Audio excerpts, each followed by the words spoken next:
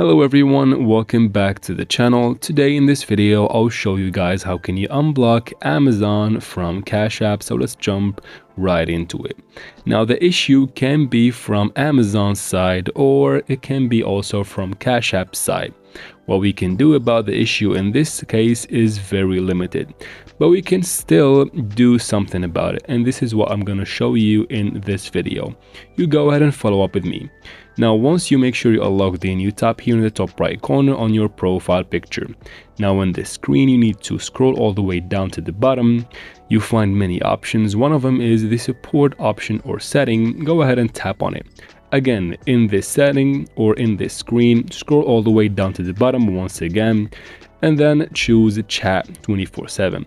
Basically, you need to report this issue to the Cash App support team and they will look into it. And if it's an issue specific to your account, they will review it and try to fix it for you.